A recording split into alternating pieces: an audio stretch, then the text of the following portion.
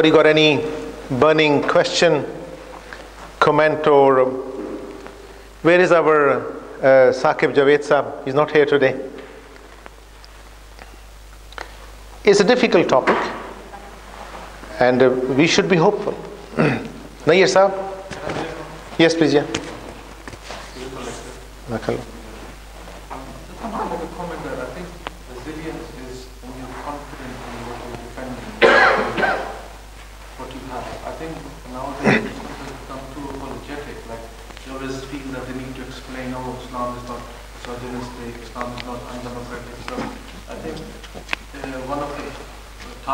That the propaganda has achieved, that Muslims are not, the lay Muslim is not very confident in himself that what he has is a standard that other way of lives need to adhere to, rather than we always feel the need that we need to conform to this neoliberal, postmodernist lifestyle or way of life.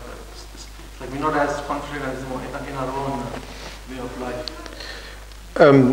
A young brother has asked a very good question. And I'm glad you asked this question, that resilience is supposed to also be to feel confident, and we are not very confident and we are apologetic. Absolutely spot on, because what propaganda does is it breaks your spirit. It arouses the emotions of other people, the negative one, and it also exposes your weaknesses because of that distortion. The reason we are on the defenses, it is sometimes it is a strategic thing to do, but other times it is quite often lack of knowledge and understanding of your own religion.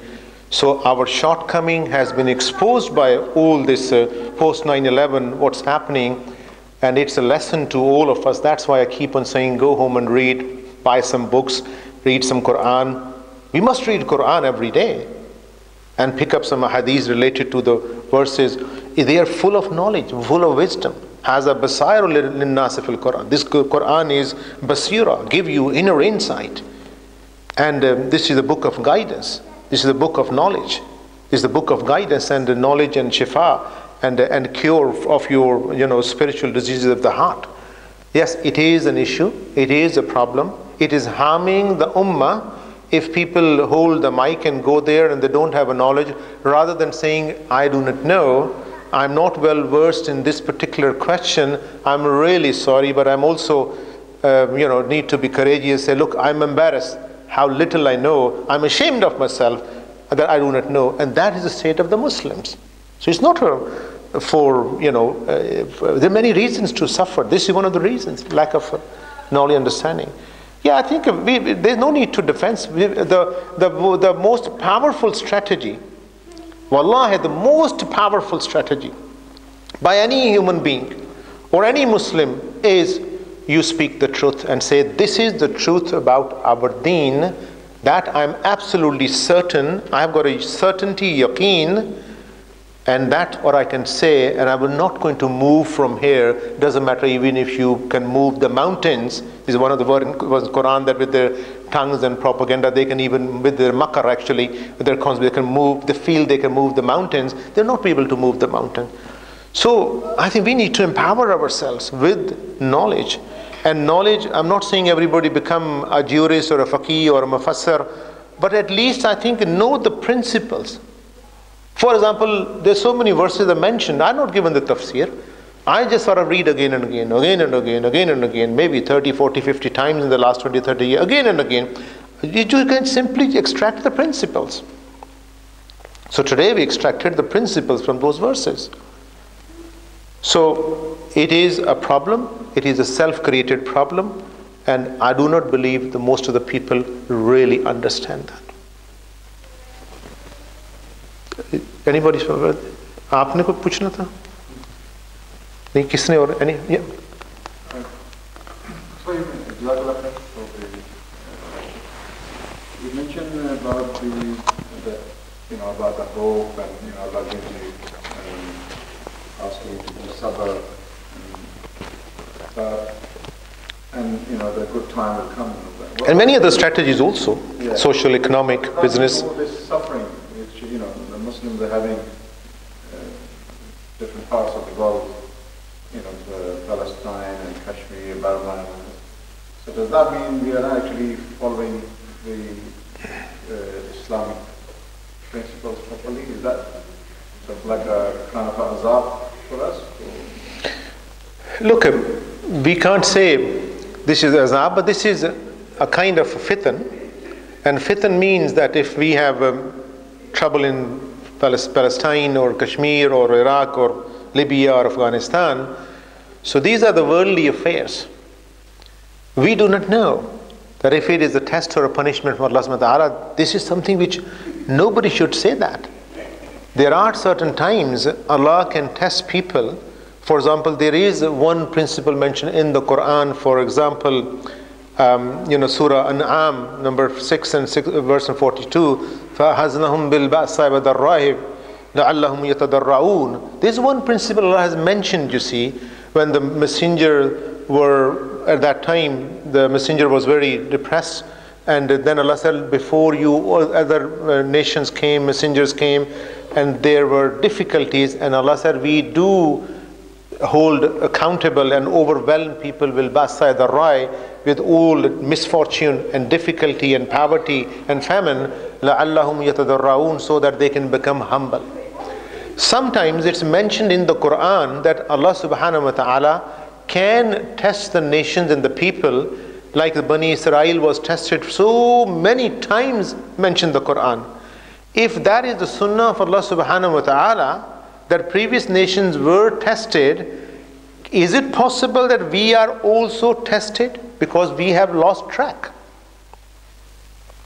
The disunity is the single most factor which is sufficient to say that we have lost the track. If that is the case, I do not know. I do not have any power, authority or knowledge to ever say, Wallahu alam, but that it is possible. Now coming to that, if all the tragedies are there in the world, what is our responsibility? You can only act according to your resources. These efforts are done at a collective level, not individual level. These actions to favor and to help the people or the nations or the group of people, it should be the job of the leaders of the Muslim world, 57 countries, somebody reminded me last time. So they need to come on a platform. So again, this is a problem of a disunity and lack of knowledge, even lack of application of knowledge and understanding that innamal mu'minuna ikhwa, that Allah has made us brothers. Doesn't matter you are in America or Canada or Australia or in Somalia or wherever you are, anywhere in the world, we have lost the fundamental command of Allah subhanahu wa ta'ala. But it should start from the leaders. When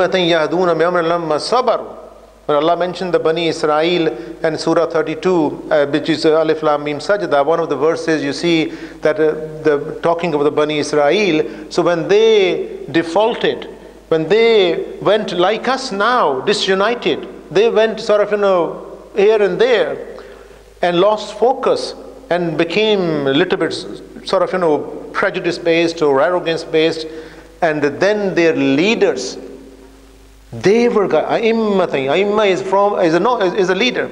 Their leadership, Yahduna, so they became guided, and they believed in the message of Allah once again. And this is what is needed. So this pain we have all in our hearts. What can we do? For the time being, charity is okay. What you are, mashallah, doing. For dua is okay. And I think, and going and joining or helping, assisting organizations, whether they are charity or Mend or Cage or whatever it is, or a similar sort of organization, even non-Muslim organizations. I am very keen that we go to non-Muslim organizations who are doing a wonderful job of charity and peace. They are anti-war. So it's not just only.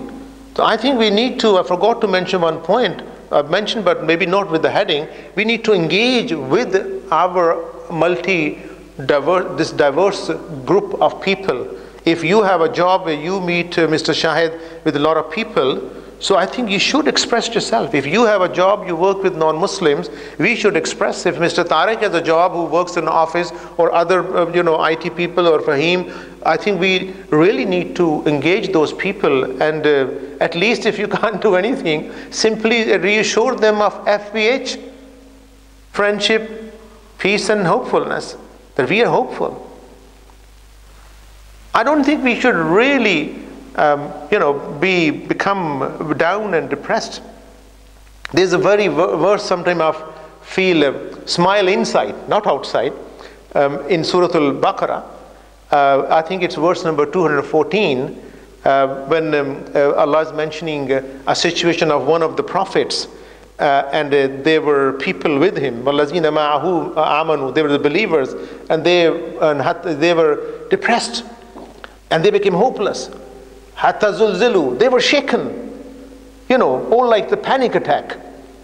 And they asked, Mata Nasrullah, they're asking their messenger, begging, losing hope, and not trusting the messenger. Mata Nasrullah, and he said, Allah inna Nasrullahi Kareeb. And how? He said, no, the help of Allah is always near. And how is it? It is isbiru wa sabiru wa rabitu wa taqullah la'allakum tuflihun. It is in tasbiru wa tattaqu la yadurrukum kaiduhum shay'a.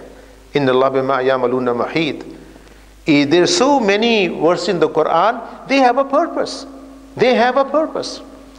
So I think we should be active. Activity is extremely important, and young people should not waste their time on sitting in front of the TV, watching sports all day, or playing on the mobile phone.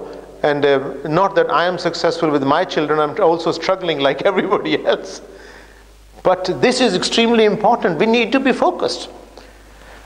Last thing, a very important thing, the modern time, the power is in an institute. The power is in what? Institute, idara. So we have to either establish institutes, the small ones, and then become the big one, or the join or support which are already before us, the institutes are there. So the modern power is with the institutes. WIP, sometimes I call sarcastically the Western Institute of Propaganda. It is an institute. Henry Jackson Society, the biggest Islamophobic, is an institute. Quilliam Foundation is an institute. Government is an institute. Police is an institute. CIA, FBI, and every MI5, there are institutes. So Muslims lack institutes in their own countries and even here. The high quality institute, the powerful institute, the research based institutes. So the problem is our own. So if everybody wants to say, what shall I do? I've got a time, I've got an intellect, I've got a money, I think this is important message. Institutes have the power.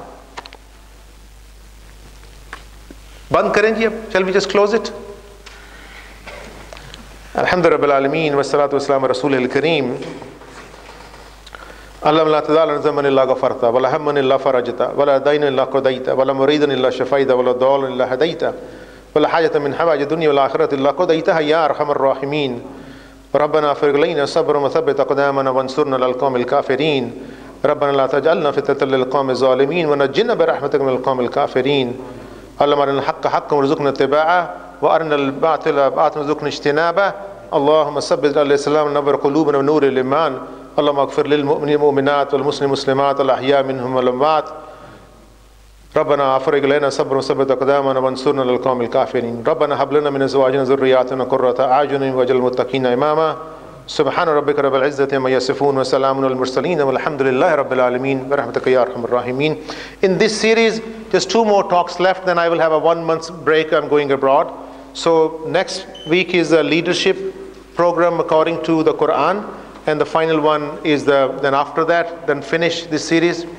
And tomorrow, please do remind each other or the family, there's a medical event. And you have seen the notice, you have heard the announcement. So please do let people know if they've got any chronic illness of kidney, blood pressure, heart, do come, and it's an educational program. Jazakumullah khair.